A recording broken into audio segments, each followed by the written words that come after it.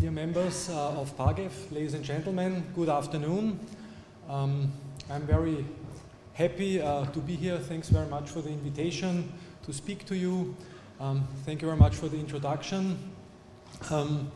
We at Denkstatt have been working on sustainability issues regarding plastics and regarding plastic packaging for the last 10 to 15 years, and I'm happy to tell you a little bit of regarding the findings we made within these times. Yes, we are very often asked what are the solutions when talking about sustainability, sustainable plastics, and for example, circular economy is one of these issues which is very popular to say we should reuse plastics, we should reuse packaging, we should maximize recycling, then composting is a very important issue. What about biodegradable plastics? Should we use these for increasing sustainability? Should we use renewable resources in general, or should we maybe substitute plastics at all? So these are a lot of issues we were very often asking. What we found out is these might sometimes be beneficial actions, but never suitable general solutions. So what we need is a kind of a balanced considerations of all impacts, of all necessary aspects we need to reach the overall goal. And what is the overall goal? The overall goal is to protection of human beings and the surrounding environment on planet Earth. And this is not only taking a look at the production side and also at the end of life, but also regarding the use phase. And what we've already heard today is that a lot of food, for example, is wasted, and especially here in this field, plastic packaging has an enormous potential to increase sustainability, to decrease environmental impacts. Yeah, what do we do? Or what do we need to be able to account for this? This is, we need facts. We need facts, because this is absolutely necessary to develop strategies, and these should be based on facts. This is what we are doing. We try to calculate, do assessments, and provide data for policymakers to find the right solutions. What is it in detail? So it's environmental assessments, also economical assessments of the total life cycle. Then it's also important to define goals, what are measurable goals to reduce the environmental impacts, and also to identify what are eco-efficient measures at all. So it could be the case that something is sustainable from an environmental perspective, but not from an eco-efficient perspective. Let me give you some examples of the fact that circularity as standalone is not an indicator for sustainability. For example, when you have here 1,000 liters of water packed in a glass bottle, and you have 80% of recycling, compared to these 1,000 liters of water packed in PET bottles and with 40% recycling. So we assume that we have 10% closed loop recycling and 60% open loop, so all in all 40% recycling, which is half. Then we have a cumulative energy demand of 7,800 megajoule during the life cycle of the glass bottle, and only 2,400 megajoule for the PET bottle. And when talking about the most sustainable solution, then I agree with what Professor Kurnas has told before, that the most sustainable solution in terms of environment, from an environmental perspective, is that you use tap water. It's clear that it's not always possible, but just having a look at this environmental perspective, it's the best, because this only requires 7 megajoules per 1,000 liters. So yeah, so circularity may be a measure, again, to achieve certain environmental goals, but it cannot be the goal itself. Another example, let me give you, this is greenhouse gas net benefit and impact of various recycling recovery options for polyethylene. Here you can see kilogram of CO2 equivalents per ton of polyethylene waste, and here up you have the impact, and down you have the benefit in kilogram CO2 equivalents. And if you have now, for example, high quality and low quality recycling, high quality recycling means large clean industrial films, high quality input, then you have a certain amount of environmental impact, climate impact in this case, carbon footprint due to the recycling process, but then due to the substitution of primary material, you all in all have a certain environmental benefit, in this case of about 1 kilogram CO2 equivalent per ton of polyethylene. If you have low quality recycling, you substitute some, for example, mixed plastic recycling, and then you can get some thick section products, and these only can substitute materials like wood and concrete, which in general have a rather low carbon footprint compared to plastics, and so the benefit is much smaller than you can get when you substitute primary materials used for producing polyethylene. So here at the end you have a slightly positive result.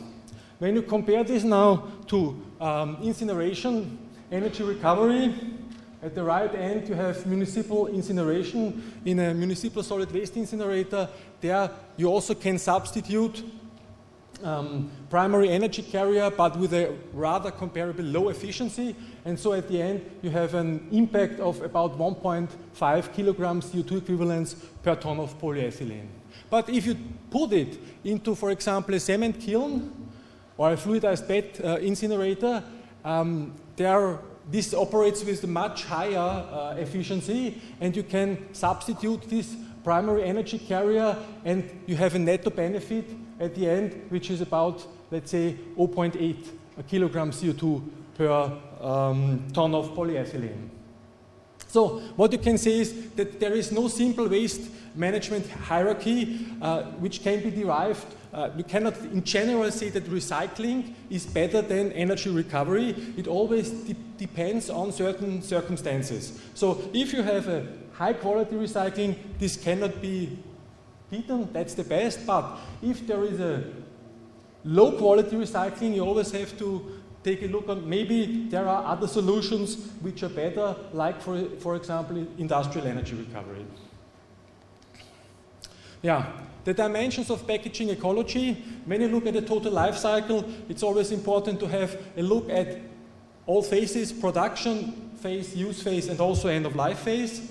For example, production, so you have to account for the environmental benefit which are related to production phase. This means eco-design, this means material efficiency, which steadily is increasing. Furthermore, we have the use phase, very important. So the benefits, for example, which are compared with the reduced food waste, and also with, for example, avoided damage to packed products. So also it's also relevant not only for food waste, where I come to in more detail later, but also for example, for a television. If you have facilities like this and they break because they are not well packed, then yeah, the environmental impact is comparably high compared to the environmental impact packaging can achieve at all. And finally, at the end of life, we have the environmental benefits which are connected with recycling processes, with reuse, and also with thermal treatment at the end, energy recovery.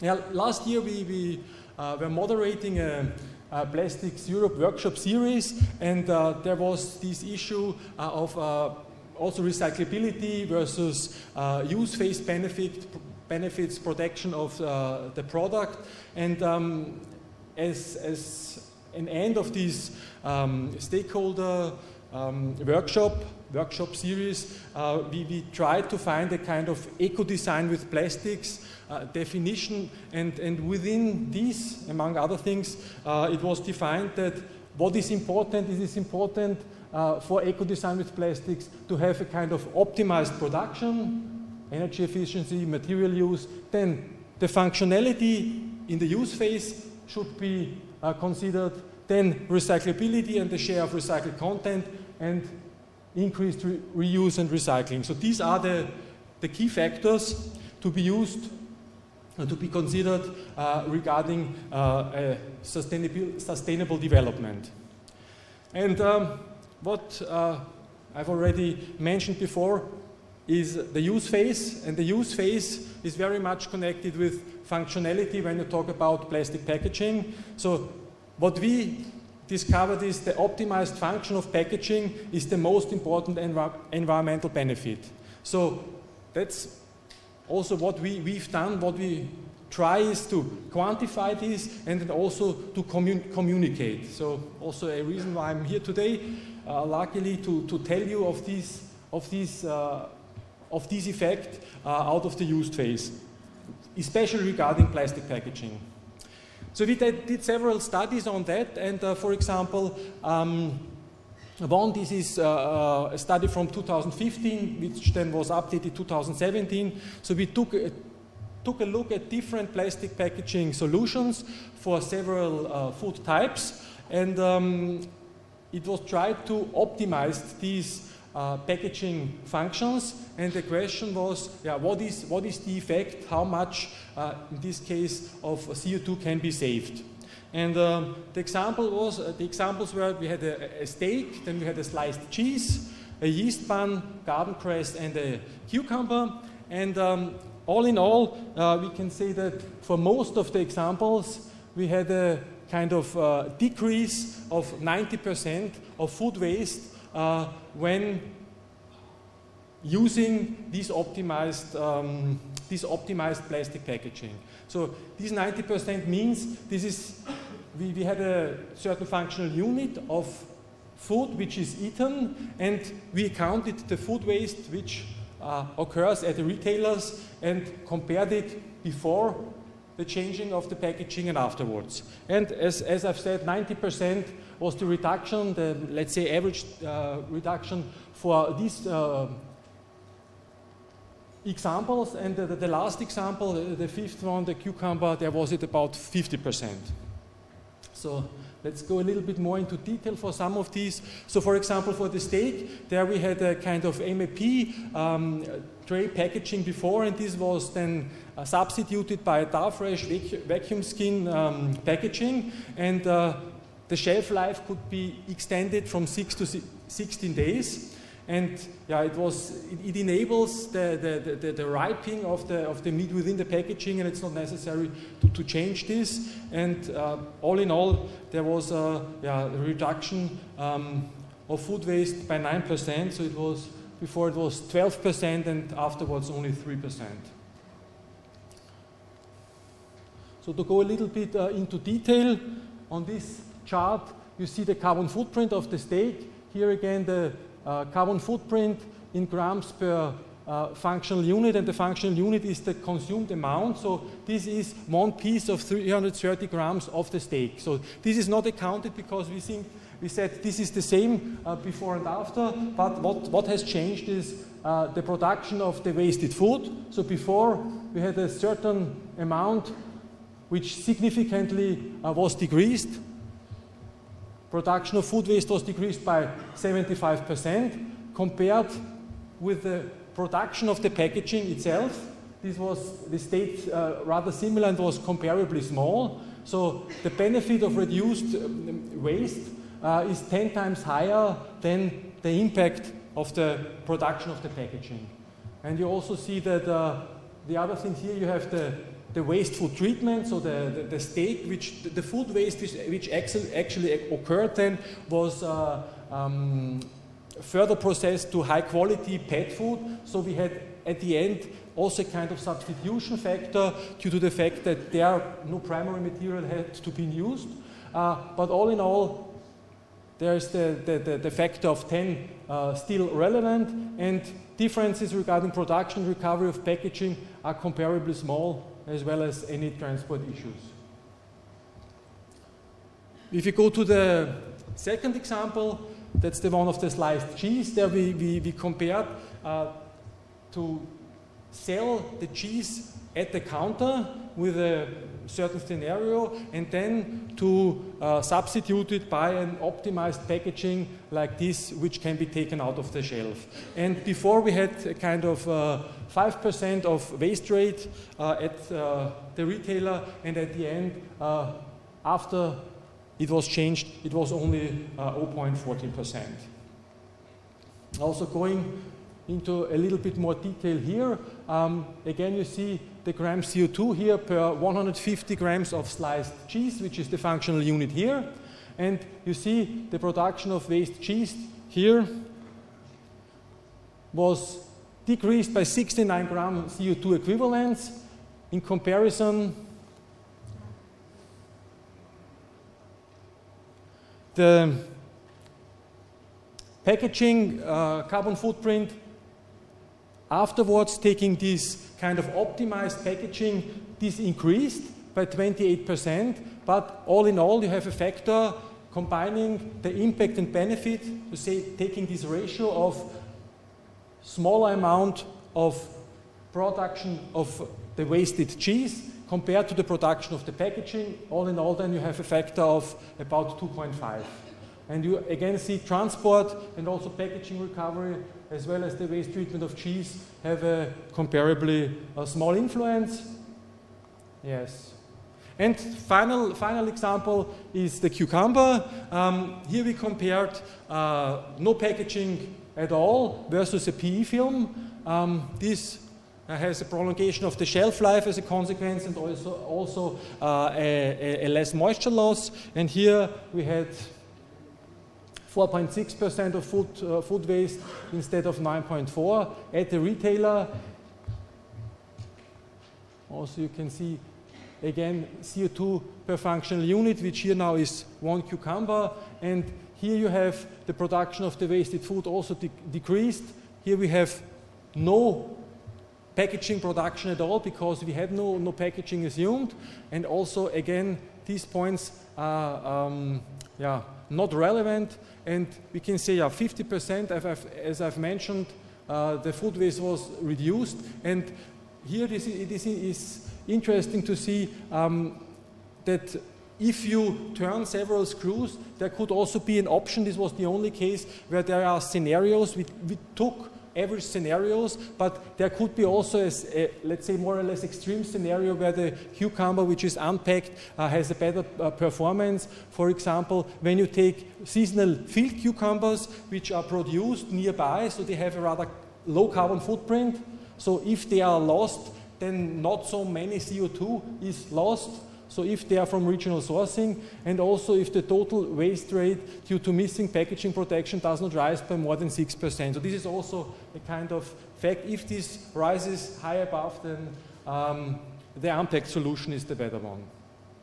And what we are doing now is, based on these former projects, now we are currently conducting another project where we try to get more information, more facts. A project called Stop Waste, Save Food, where a lot of different partners are included in the consortium, and they are along the whole value chain. And what we are doing, we are trying to extend our knowledge on these issues. We do some more case studies. One is for meat packaging, so vacuum skin packaging versus modified atmosphere packaging for beef. Again, go more into detail. Then we have some fruit and vegetables case studies working on tomatoes and strawberries and so on. Then we're doing some on consumer level, some case studies. So not only looking for food waste produced at the retailer, but also at the consumer level. We have some case study on the fracture rate of eggs, some on barrier design, and also on transport. I will skip this to give you just one teaser, one example of the preliminary results we have when calculating the carbon footprint of a cup of coffee. Here you can see, for example, again, the carbon footprint of 1 cup of coffee, and you see when you just look here, you have different types of capsule coffee and different types of filter coffee, and the different capsule types are different materials for the capsule. And here for the filter coffee, we have different scenarios for filter coffee over preparation, so that more coffee is produced than actually used, and then filter coffee heating. And what you can see is the material of there is a difference in material of the capsule and material of the different capsules, but the most important factor is the coffee, because this has a much higher carbon footprint than the capsules materials itself have. So the most trigger is to play with the coffee, and if you have a lot of over preparation, then the carbon footprint of this filter coffee version gets the by far highest result.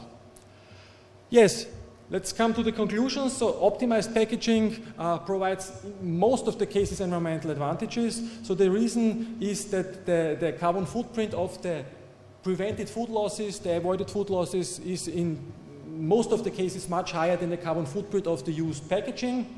So a typical relation would be, and this I'm happy that we've seen these figures already before today. So CO2 from packaging is about 70 grams, and about 350 grams would be typical reduction of the food waste, so a factor of 5. Then what else? Production function of the food is the most important issue, especially for premium products, like I've told before, the television or other electrical devices. They should be packed properly, because otherwise the damage would be even worse for the environment. Yeah, not packed is better if the whole supply chain does not cause more of the waste than with packaging. And yeah, as I've said, follow-up projects, we will get more into detail.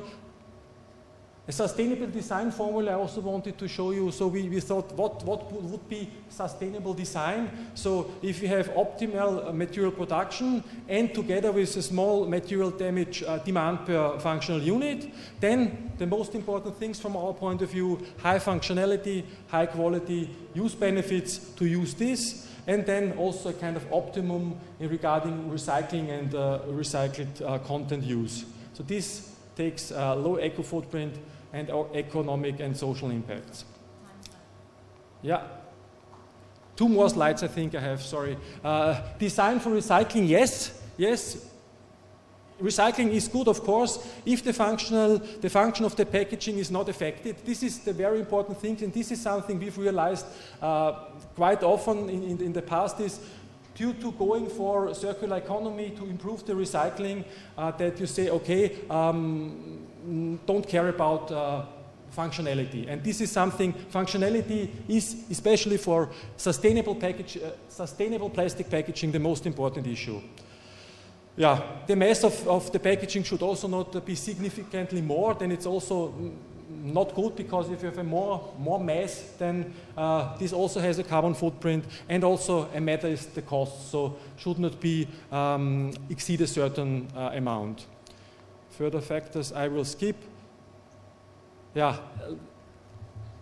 Keep in mind the whole picture. This is something I want to give you on the way, is to see what is really important to have a look at when you see it from a very high perspective. This is, people were asked what is important to do in terms of being sustainable, and a lot of people say it is recycled bottle, cans, paper, and other materials. But in fact, this is mostly related to packaging. In fact, only 1.3%, it's in Austria this way, but it will be the same in Turkey as well. Only 1.3% of the carbon footprint belongs to packaging. So this is something which has to be bared in mind.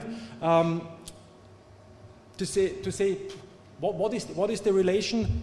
Just a few examples. How many car kilometers are compensating the CO2 benefit per capita of, if you say, okay, I leave shopping bags for 1 year. How many kilometers can I drive for this CO2 amount. Do you have any guess? Now, it's not a lot, it's 14 kilometers. So to say 1 year no plastic shopping bags is 14 kilometers going by car. To say 1 year buying water in PET refillable bottles instead of PET one-way bottles. This is the same like 38 kilometers going by car, and 1 year of separate collection and recycling recovery of plastic packaging at the end is about 70 to 100 car kilometers. So just to keep this in mind, product-specific balance of all relevant aspects in total life cycle. This is the key factor, and not only take a look at production end of life, but also on use phase issues. Thank you very much.